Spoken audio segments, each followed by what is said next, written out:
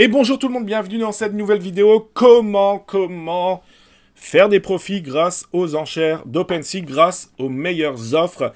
C'est une méthode simple à mettre en place, qui peut être risquée, donc faire très attention à vous, faire vos recherches en amont, mais qui peut, ça peut être une méthode gagnante. Donc vous pouvez vraiment vous constituer un bag intéressant en Ether grâce à cette méthode que je vais t'expliquer.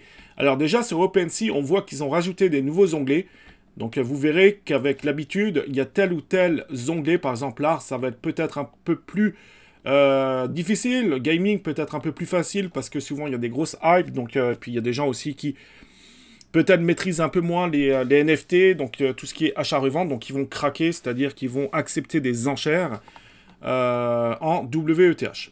Donc, pour ce faire, je vais vous montrer un exemple très facile. Deux exemples, comme ça vous allez bien comprendre. On va prendre les Sewer Pass. Donc, ça, c'est les fameux passes de Yuga Labs. Hein.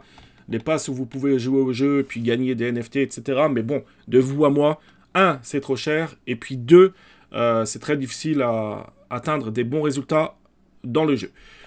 Mais pour bien comprendre, il y a plusieurs éléments qu'il faut prendre en considération pour cette méthode. C'est un, le volume. Est-ce qu'il y a du volume? Oui ou non? On se rend compte qu'ici, oui, hein, il y a un très gros volume. Deux, ce qu'il faut voir, c'est la différence entre le prix plancher et les meilleures offres. Donc là, on se rend compte que c'est intéressant. Okay, il y a quand même un petit écart sympathique. Pourquoi c'est intéressant ou pourquoi c'est important de voir cette partie-là? C'est qu'il y a des frais de transaction sur MetaMask, hein, vous le savez. C'est pas trop cher, hein. Mais vous avez des frais de transaction, 1-2 $ environ, et vous avez aussi des revenus de création. Donc ça, il faut en tenir compte également dans vos transactions, dans vos opérations.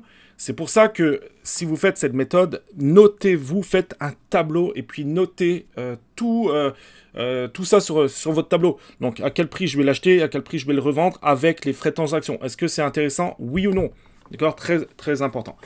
Ensuite, ce qu'il faut voir également, déjà, vous voyez que c'est en WETH, donc si vous n'avez pas de WETH, il va falloir swapper les Ethers en WETH, mais vous pouvez le faire très facilement avec MetaMask. Mais là, encore une fois, il y a des frais de transaction, donc il faut en tenir compte également dans votre tableau. Pareil, hein, c'est pas très cher. Mais ce qu'il faut voir, c'est l'activité. D'accord? Alors là, on voit qu'il y a un petit peu d'activité. Hein. Hop, il y a quelqu'un qui l'a acheté à 2.43. Ok, à 2.43, vous voyez? Ça, ce que vous voyez ici, c'est une meilleure offre. D'accord? Donc, il y a quelqu'un qui a craqué, donc qui avait ce NFT, et qui a accepté une meilleure offre à 2.43 WETH. OK? Puis là, vous voyez qu'en direct, quasiment, hein, y a une personne qui a mis un prix légèrement inférieur, donc à 2.4. Là aussi, des fois, il faut faire attention. Si vous êtes dans une collection où c'est la guéguerre, c'est-à-dire il y a plusieurs personnes qui connaissent cette méthode et puis qui baissent, etc., ça peut être dangereux. Donc, essayez toujours de détecter. Puis je peux vous dire qu'il y en a beaucoup des collections où il y a moins de personnes qui s'amusent avec cette technique.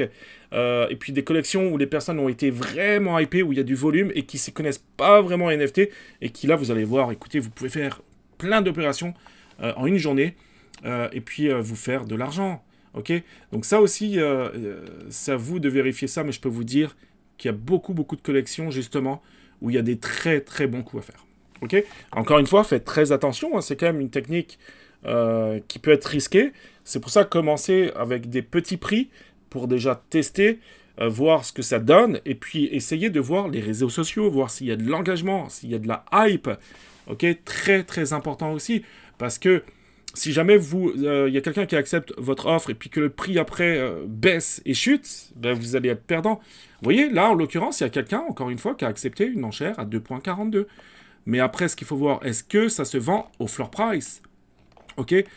Donc là, on se rend compte qu'il y a eu une vente il n'y a pas longtemps, il y a 16 minutes, au floor price, 538.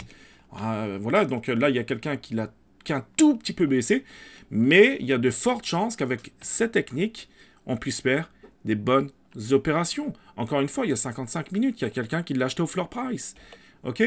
Là, il y a quelqu'un, encore une fois, vous voyez que je fais cette vidéo, il y a quelqu'un qui vient d'accepter une enchère à 2.4 WETH. 2.4 WETH. Donc des gens qui craquent, il y en a beaucoup. Mais ce qu'il faut voir, c'est après, est-ce que ça se vend également au floor price? Mais je peux vous dire que là, j'en suis convaincu qu'il y a des gens qui gagnent pas loin de 0.10 Ether voilà, assez facilement. Donc c'est le genre d'opération, c'est des gens qui peuvent des fois le faire à 2, 3, 10 reprises par jour. Ok? Donc voilà, c'est une technique qui peut très très bien fonctionner. J'espère que je suis clair dans mon discours. Mais je vais vous montrer un deuxième exemple. Par exemple, voilà un exemple, c'est Cool Cats. Cool Cats, on voit déjà qu'il y a du volume. Donc 6 ventes aux 10 minutes. 30 ventes en 1 heure, donc c'est quand même intéressant. On voit en plus, ici, quand on voit une petite baleine, il y a rouge, il y a vert, il y a gris aussi, je crois. Ça veut dire que c'est des personnes qui ont des blue chips, ok, ou qui ont des bagues en éther très importants. Là, en l'occurrence, c'est le cas. Donc ça aussi, des fois, ça peut être des très très bons signes pour vous, pour rentrer dans cette collection. Donc, ce qu'on va voir. Alors là, je me suis mis sur NFT Nerds. On peut vérifier ça également sur OpenSea. Hein, c'est ce que nous allons faire dans un second temps. Même opération. Donc, est-ce qu'il y a du volume? On voit qu'il y a du volume. Donc, il y a des achats, il y a des ventes. Donc, ça, c'est très, très bien. Mais est-ce qu'il y a des gens qui craquent? Donc, déjà, là, ce qu'il faut voir. On va voir ça ensemble. Le floor price, actuellement, on est à 0.1424. Là, on va descendre, on va descendre, on va descendre. Vous voyez, ici, en WTH, il y a quelqu'un qui a accepté une enchère. Il y a 32 minutes, donc il n'y a pas très longtemps. Il y a une autre personne, il y a 37 minutes, qui a accepté également une meilleure offre. Il y a 45 minutes, donc on voit qu'il y a des gens qui craquent dans cette collection. Il y a des gens qui acceptent des enchères. D'accord? Donc maintenant, supposons qu'il y a une personne qui a accepté une enchère à 0.122. Et vous voyez, on est à 0.1424. Donc ça veut dire qu'il y a des gens qui tirent profit, qui font des profits avec cette méthode dans cette collection. D'accord? Donc voilà, encore une fois, une technique pour cette collection qui pourrait, je dirais, très bien fonctionner, mais faites toujours également attention aux frais des créateurs, aux frais de transaction. Donc des fois, ça peut fonctionner, mais des fois, ça peut ne pas fonctionner.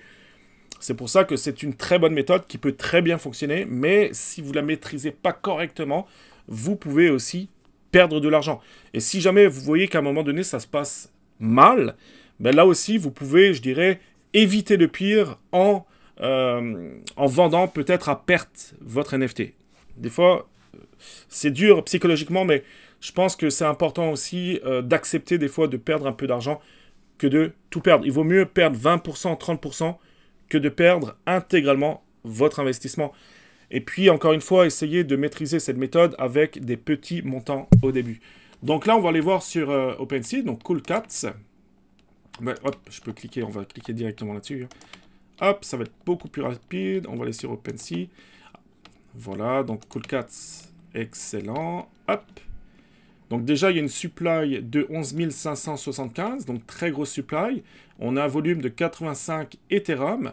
Je crois que cette collection a été mintée il n'y a pas, ouais, c'est ça, il n'y a pas longtemps, hein, donc il y a encore une hype, donc on pourrait encore en profiter.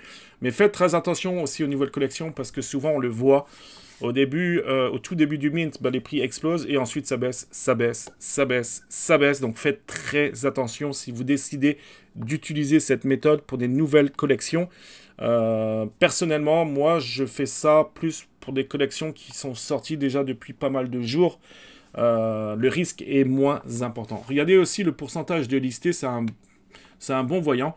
Là, on est à 1% de listés, donc ça veut dire que les personnes qui ont acheté ça hold. D'accord? Ils veulent holder. Donc là aussi, ça peut être bien. Donc pourquoi pas faire cette méthode pour cette collection? Puisqu'on a un très faible pourcentage de NFT listés.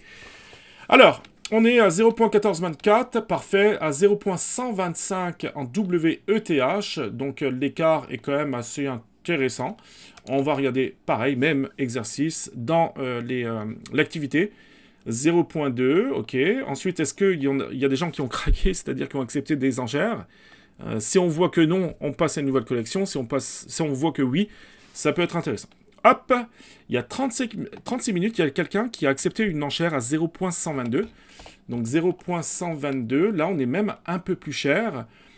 Et le floor price est à 0.1424. Et on voit qu'il y a eu des ventes, hop, à 0.1425 Ethereum, il n'y a pas longtemps, à 0.2. Alors là, je ne sais pas pourquoi, 0.2.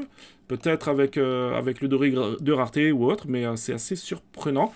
Mais vous voyez que oui, donc il y a des très belles opérations à faire, puisqu'il y a du volume, il y a des achats qui se font à l'heure où je vous parle. Ok, mais encore une fois, toujours, et je répète, mais voir les frais de transaction, si vous swappez pareil, donc faites très attention à ça.